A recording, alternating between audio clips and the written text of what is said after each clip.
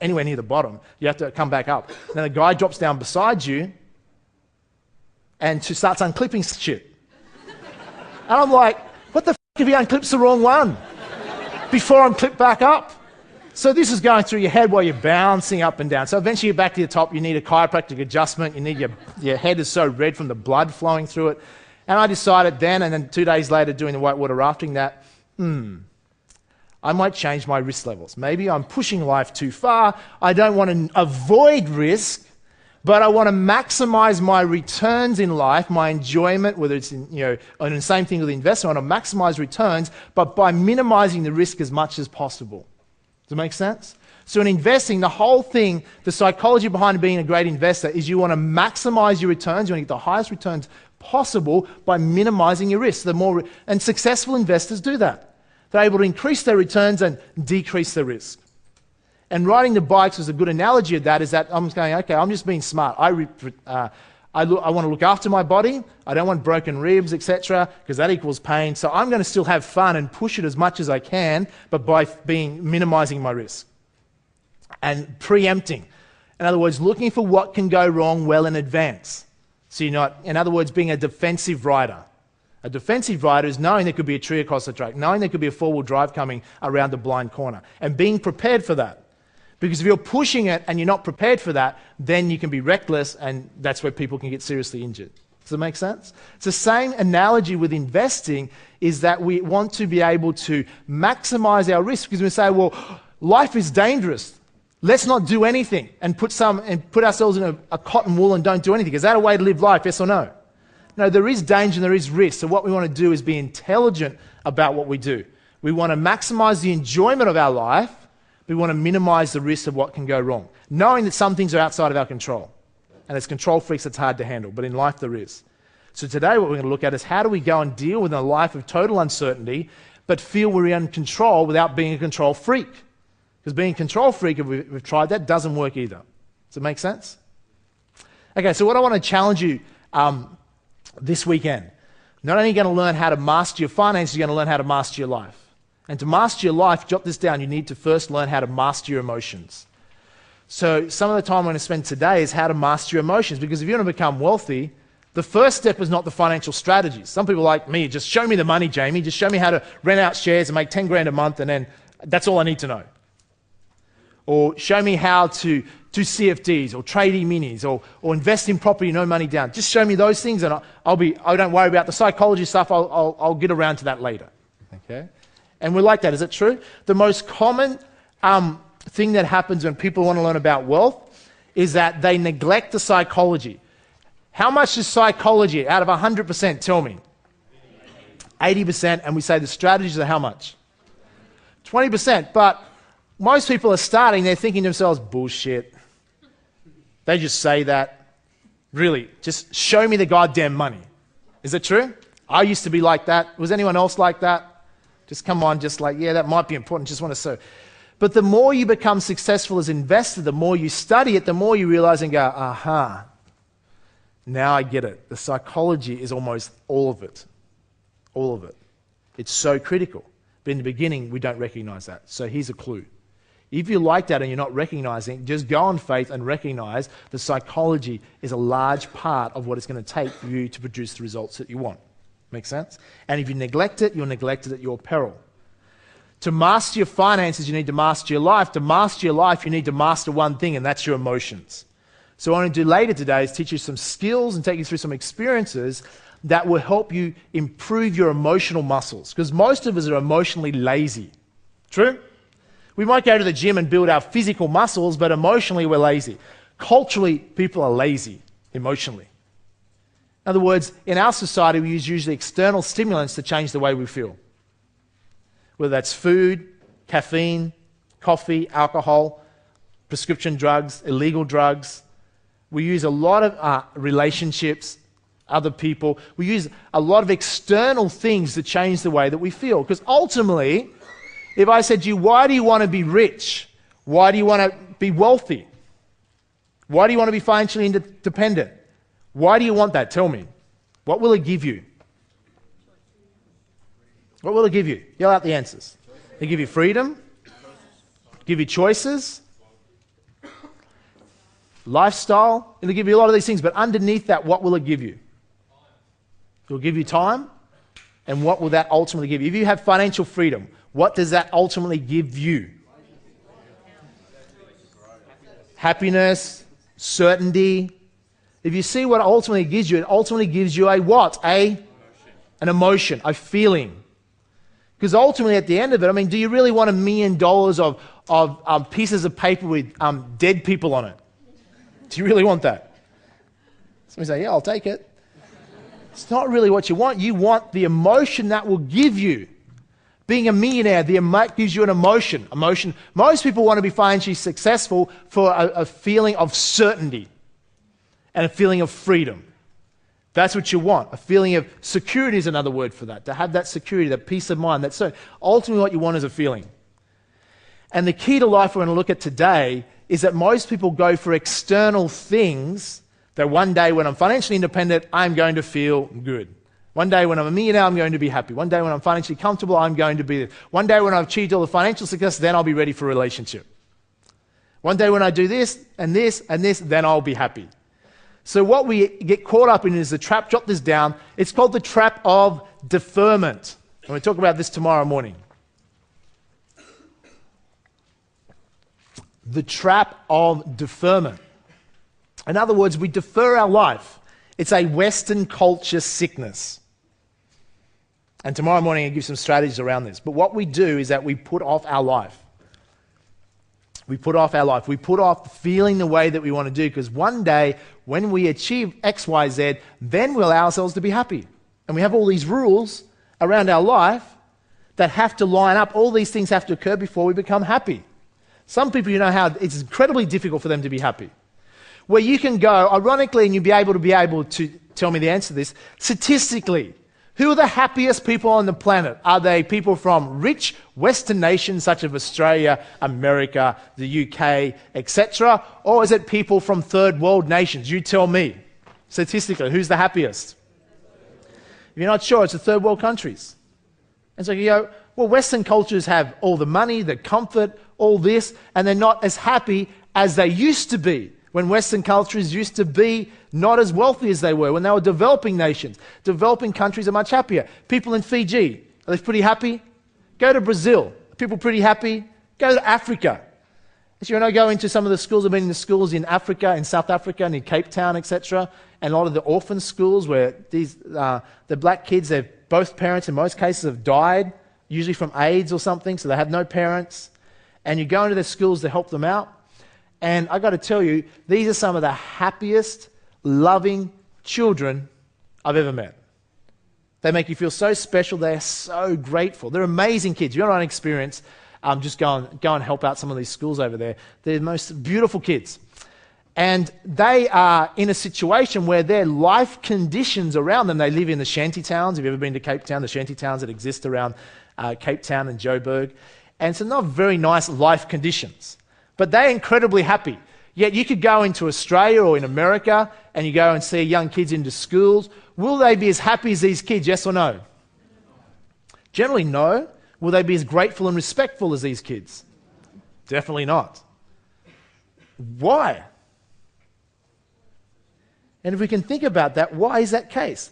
And what we have in our society, in Western society, we have got off on the track that we think that we have to have all this materialism to be happy. And we defer it to get all the things that we want, then we'll get our house paid off, then we'll be happy. When we get this, then we'll be happy. Where in third world nations, they're often forced to have a lot of those things are outside their control, so they don't put a lot of time and energy in it, and they're just forced basically, well, this is how life is. They accept it and be happy. And they have a much simpler life, is that true? Less consumerism, less materialism.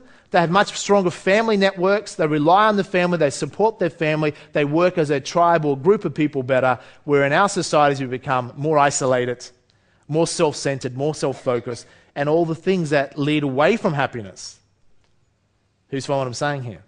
So as cultures, we have a lot to learn. Now, a lot of our culture is based on the American culture. Is that true? Consumerism, etc. And no matter how many things you have, it doesn't necessarily mean you'll be happy. One of my first mentors said to me, Jamie, he said, if you can't be happy when you're poor, what makes you think you're going to be happy when you're rich? And it really hit me hard. So if you can't be happy when you're poor, what makes you think you're going to be happy when you're rich? Because he said to me, he said, all money is a magnifier. That's all it is. I'm thinking, what does he mean by that? Well, he said this. If you're a miserable bastard, a poor miserable bastard, and you become a rich person, what do you become? A rich miserable bastard. Because money just magnifies who you are. If you're a generous, loving soul and you become very wealthy, you become a generous, loving soul on a grander scale. Does that make sense? Money is a magnifier of who you are. It'll be a magnifier of your emotions. That's why people that haven't built their emotional intelligence or emotional muscles and come across a lot of wealth rapidly usually destroy their life. Because their current emotions, their ability to be happy, the ability to take care of their life and be responsible is now magnified because they have no limits. See, what's good in a lot of our society, when people have financial limits, it stops them from doing crazy things because they have to work most of the time. Imagine if all of society didn't have to work and they weren't in control of their life. Excess can lead to total destruction of society. You see a lot of that in America, is it true? An excess society. I figured out what caused the global credit crisis the other day. Do you want to know? Jot it down. Friggin' Facebook. Everyone in the world, especially America, is on Facebook. They're logged on to Facebook. They don't work anymore. No wonder the economy's crashing because no one's going to work. So that was the major cause of the credit crisis. I have nothing against Facebook. But if we live on Facebook and don't do any work, then we're not adding value to society. So, where was I up to? Important point I was making. Is that true? So Western society, we are culturally ingrained to think that, okay, if you get the nice house, the nice cars, the nice partner, the perfect family, then we'll be happy. And people then go and pursue, I want to become wealthy, so I'll be happy. And it's a dangerous delusion to get caught up into. Now other people go, well, I knew it, I was right, money doesn't make you happy, I'm not materialistic, I'm not into all that, and I'll just settle for life. Is that what I'm suggesting you do as well? No, because that's a cop-out. It's bullshit.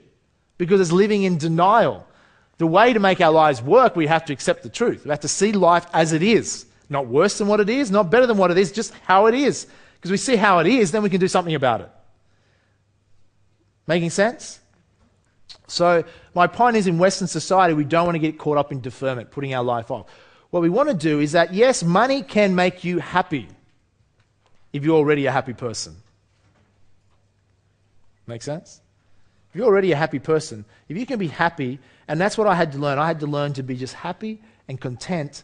Didn't say I had to stay broke, but just happy and content on a small amount of money. And if I could be happy here, any more money is just great in abundance, but I had to detach my happiness from money. And that's a hard thing to do in our society, because in Western society, we're addicted to this stuff called money. Some people say money isn't important, but I put it up there pretty high with oxygen. Is that true? Try living in our society without it. So jot this down, because there's a lot of conflicts around money. And here's the most important thing I want to teach you. Jot this down. Money is important. Write it down. Some of you are going, my brain's confused. Jot it down. You live in a Western culture. Money is important. Is that true? Yes or no? I'm not saying it should be this way. I'm just telling you how it is.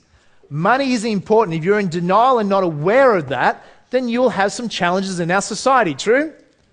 Say, I'm not really into money. I say, test this theory. People say, I'm not really into money. I'm not materialistic. I say, hey, let's test the theory. Go down to Woolworths or Coles, load up your shopping trolley, push it up to the checkout chick, and go, you know what? I'm not materialistic. I'm not really into money. Money's not important. And push the shopping trolley out the door. You may not be into money, but guess what? The rest of the world is. So we can't live in denial. Because the other part of living below the line is exactly that. Blame, excuses, and denial. Denial of reality. Denial of a problem. We can't live in denial. We have to accept whether we like it or not. And that's why I get you to jot it down. Money is important, because some of you have mixed associations. It's like you've been taught different things growing up culturally. Some people were taught money is the root of all evil. Money is bad. Money is all these different things. These are what we call cultural belief systems. Cultural belief systems. Now, I'm not here to tell you what to believe. That is up to you. I'm here to challenge you that what you believe will determine your results in life. Does it make sense? Now, if you have the belief system that money is bad, it's the root of all evil, etc., then is that going to empower you, inspire you to do well long-term financially, yes or no? It won't. Now, I don't care what's right or what's wrong. The whole challenge in life, people get caught up in opinions. What's right, what's wrong? I'm not interested in what's right or wrong. What am I interested in? The result. Jot it down. The truth is in the results. So whatever your belief system, now some of you don't even know what your belief systems are around money because it's subconscious. I know as a kid when on the country road they'd go up past our farm, if there was a nice Mercedes or a nice car go up the road, we used to go, betcha they're drug dealers. All stole the next door neighbour's cattle. Where does this association come from? That people have money, there's something bad about them. Now in Australia, do we have that culture, yes or no, that if people are rich, there's something bad about them, yes or no? So if you become rich in this country, you need to be aware that you're going to become one of the hunted. We have a crazy society. We live in a rich country, the best performing economy in the world right now. There's no better economy in the world to be in, better country, most stable opportunity to live in the world right now than Australia. You realise that? Sorry about those from Kiwis, but you should always realise that it was always not as good as here. Okay? So the point is, we have tremendous opportunity. We have a rich country. The greatest challenge I have in helping people become rich is that to help them understand that if you live in a rich country, wouldn't it make sense that it's natural and automatic to become rich? If you live in a rich country, you already are rich. A lot of people are like, how skeptical are Australians around money? Test the level of skepticism. My mentor said, Jamie, you've got to understand is that people are highly skeptical. There is secrets, there is strategies, there's answers out there. People have everything they want. But the way society is, they're so close to it. He said, here's what it is. You could go and stand on a busy street corner, Gold Coast, Sydney, New York, wherever, and try handing out $100 notes. Just try and do it. And guess what will happen? Besides the fact you might get mugged, is that a lot of people will not take the money, will they? Because they'll be like, oh, what's the catch? Sounds too good to be true. And they'll miss the opportunity. Because in life, a lot of people have a belief system around investing. Is that true? If something sounds too good to be true, it probably, that's what they're taught. That's a cultural belief system. This is what we're culturally brought up with. And if we believe this stuff, it's going to affect our performance around money. Now, the results most Australians produce in a rich country is at age 65 is pathetic. Most Australians, 92 to 94, 95% of Australians, will not be financially comfortable in retirement at age 65, even though they live in a rich country. So the question is, if you live in a rich country, it's not a matter of can you become rich, and is it possible, and oh, no one can do that, or that's not going to work. It's more like, come on, you live in a rich country, of course you can be rich. You actually already are rich. To manifest and have more of what you want, you first must recognize what you already have. Secret, the law of attraction. It's so critical. I was talking about this the other day on the radio. The law of attraction. It's so critical. Law of attraction basically states that you'll attract what you focus on. It's true. The challenge why most people fail financially is their focus is not on abundance, their focus is on a lack of. They focus on bills, they focus on the lack of money, the lack of things they have in their life, and therefore they keep on focusing on that, and that's what they manifest more of, more lack. I had to learn to control my focus, control my fear, and focus on the things that I want. Focus on the end outcome, the result that I'm after. By focusing on that and staying committed to that, because it's not good enough just to have, a lot of people, The Secret was one of the most successful DVDs of all time. And once Oprah got hold of it, it became even more successful. Okay? And remember when The Secret was made, Channel 9 actually produced The Secret. How's this for a total stuff-up? Channel 9, which has been in decline since probably last 5 or 6 years, How to Kill a Great TV station. It's gone now. I think it's third place almost. But Channel 9 produced The Secret, and they were meant to play it. And they said, we don't think The Secret has any commercial value, and they gave it back to Rhonda Byrne and gave all the rights away. People make mistakes, huh? I bet you that executive got their ass kicked. In other words, then it became one of the biggest selling DVD of all time. But The Secret, why it was so powerful and awakened a lot of people, was the law of attraction, because people could resonate with that, and it's so critical. But the only thing I'd say with The Secret is you want to add something to it. The law of attraction must be backed up with the law of what? Law of action. You just can't sit there and hum and, send checks in the mail, It's like bullshit. You get more than checks in the mail, you just sit there, people come and take your furniture. You can focus on what you want, but you actually have to back it up with action. So the definition of intelligence is what Albert Einstein said, the ability to entertain an idea. I would extend to that the ability to not only entertain an idea, but the ability to action an idea. And when we study success, the biggest thing you're going to realize, it all comes down to that famous Nike ad, is just what? Now that sounds so simple and people talk about that, but we break it down to science. It's like what holds most people back is that they're capable of doing things. They know they should do things, because I suspect there's a lot of people in this room already that know what to do, but are not doing it. True? Some of we just need to kick up the butt to actually do it. It's getting ourselves the ability to act. And there are certain things that are stopping us from acting. Procrastination, limiting belief systems, fear, doubt, uncertainty, and it causes us to hesitate. And we don't follow through. Where the most successful people just follow through, they take action. They don't, not absence of fear, not denial of fear, they recognize the fear, but they push through. And they're able to get themselves into action. So what's helped me dramatically improve my performances in business and finances is I've developed a psychology over the last 15 years to take massive action. So if anyone hangs around me, they know that one, I'm passionate, and two, if I'm going to do something, I'm going to do it. Okay? I was talking to one of my executives, and she likes to tell me I can't do things. I'm going, here's what's going to happen. You're going to come up with reasons why it can't be done, and I'm going to prove to you it will be done. Because what millionaires hate is, jot these 2 words down. Tell me what millionaires hate. What are the few words they hate? Can't be done, and the answer word no. People that are very good at getting what they want, they detest the word can't. It's like a red flag to the bull. Can't be done. Oh, shouldn't have said that, because now it's a challenge, someone will do it. How many great entrepreneurs have been told something couldn't be done when they went and proved it could be? And you want to have that psychology of you will make things happen. You have to be aware that the way you think it's going to happen may not. So you have to jot this word down, and this is probably, there's a lot of keys you're going to learn this weekend, but this is a big one. Flexibility. Rigid people get bent out of shape.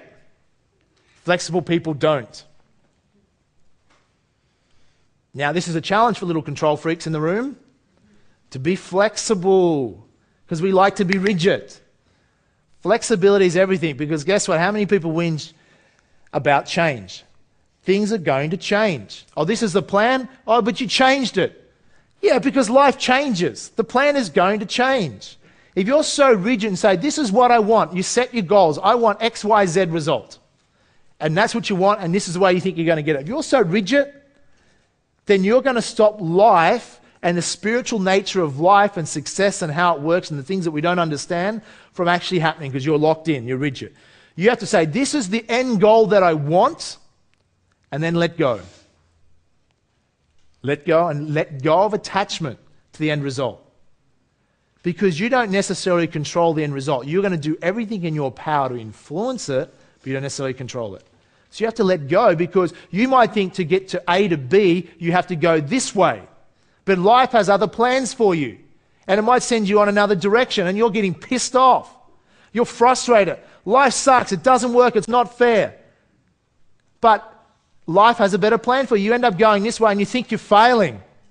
You think it's not working. And as a result, even tragic or something bad might happen. But out of that experience, it leads you to where you ultimately end up getting what you wanted. But if you had done it your way, it would never happen, because you wanted to go this way when life had a different plan for you. And you stayed focused to the outcome, you're clear, but you let go. Who's following what I'm saying here? Because if you look at your life, you look back over life, some of the most challenging times in your life, the difficult times, when it happened, you're probably kicking and screaming, this isn't fair, I didn't want this to happen, life's difficult. But in hindsight, you probably look back and you go, you know what? I'm glad that happened. If that didn't happen, it wouldn't lead to where I am today. Repeat after me. Something to think about. So flexibility is everything. So I know I'm throwing a lot at you very quickly, so here's what I want you to do. Today, for the rest of these 4 days, 1, I want to challenge you to do this. 1, will you be willing to do this? Keep an open mind. Raise your hand, make some noise, you're willing to do that. Because Albert Einstein, entertain a new idea, keep an open mind. You've got to now, I'm not saying this weekend you have to take on every idea, but be open to it and see how that can work for you. It's your life, it's your decision-making process of how you're going to live your life. I'm not here to tell you how to live your life. I'm here to challenge you to think about how you're living your life and how you can improve it. Make sense? So, keep an open eye, keep your mind open to new ideas, new possibilities, recognizing that your level of thinking that's got you to where you are today is not going to get you where you want to go, so you need to enhance your thinking. You need to look at it from different ways to go to the next level. Okay? I also challenge you to take lots of notes. So you'd have a notepad there, etc. What I would recommend you do with your notepad, it's up to you, but if you fold the page in half, and you have 2 columns then, and write downwards in columns. You know how newspapers are written in columns? Because your eyes, if you make them read all the way back and across, you'll tire yourself out very quickly. But if you can read down, and so just use coloured texters and things like that, is an easier way when you go over your notes to retain the information, to take it in. Okay? I'm going to challenge you to not only keep an open mind, take lots of notes, but to physically engage. So I'm going to ask you, this is not like university where a lecture, I'm going to ask you questions. Is that true? I'm going to say, you tell me the answer, yes or no, or do you agree with this, put your hand up. It's up to you to physically engage, because they've found that if you just sit there passively, like at school, think back to your worst subject at school. My worst one was, I think, something about Shakespeare and English, and I didn't like that stuff at the time, so I was sitting there, didn't like the teacher, thought he was a wanker, and I was with my mates, and I'm sitting back, like, I'm in a passive state, not really, couldn't be bothered. Why am I here? Now, is that conducive to learning a lot, yes or no? Because if you learn something in a passive state, that's the state you'll be in when you go to apply that information. Now, having a passive state, is that going to get you a lot in life, yes or no? If you want to make action, change the world, create your dreams, you can't be sitting passively. You need to be sitting upright. Does everyone just sit upright? Energy in your body, shoulders up, deeply breathing, wide alert, and like you're excited about, you can learn anything in a moment that can completely transform your life. Put a smile on your face that you'd have if you're that excited. Knowing that anything you can learn the next minute, next hour, next day can have a profound shift in the way you live life and see life, and that for the rest of your life you're going to see things differently, things are going to flow to you with a lot more ease and grace, less struggle, and you'll amaze yourself how brilliant you really are.